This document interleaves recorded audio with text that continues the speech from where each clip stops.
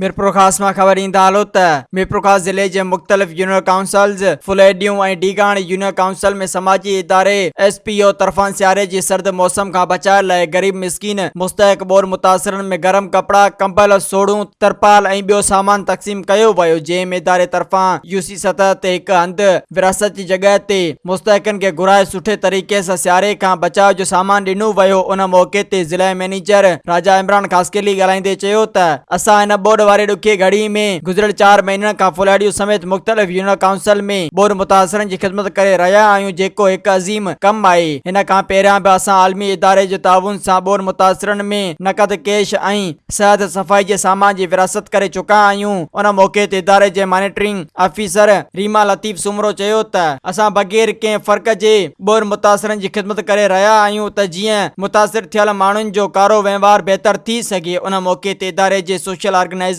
Mustafa comber चयो त असां मुस्तहकनि जे घर घर वञी सर्वे करे हक़दारनि ताईं पंहिंजो हक़ पहुचाए रहिया आहियूं, जेका इंसानियत जी ख़िदमत आहे ऐं समाजी इदारनि जो अहिड़े ॾुखी घड़ी में मिस्कीन मारू माण्हुनि जो बरजोलो थियण सुठो अमल आहे। जॾहिं त उन मौक़े ते टीम मेंबरनि फतह अली, मुसरत शाहीन, नौशीन लिगारी, परूशा, गुलशेर अहमद, नदीम अहमद, अली लिगारी, साबित अली, अफशान अली ऐं फरहान अली पंहिंजूं ख़िदमतूं सर अंजाम ॾिनियूं। Soomro 3D wallpaper and PVC panel shop दे रहा है सबसे अच्छी सर्विस, बेहतरीन क्वालिटी के आला मयार वॉलपेपर और सीलिंग खूबसूरत डिजाइन और कलर्स में दस्तयाब है। हर किस्म के PVC वॉलपेपर्स और सीलिंग लगवाने के लिए हमसे राब्ता करें।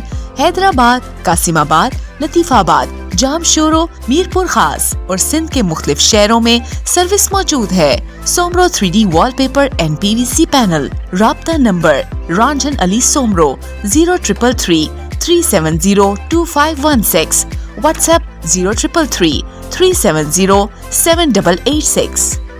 मज़ीद ख़बरनि ऐं तफ़सीलात लाइ विज़िट कयो असांजी वेबसाइट www.awamiNewsHD.com ऐं ॾिसंदा रहो अवामी न्यूज़ HD।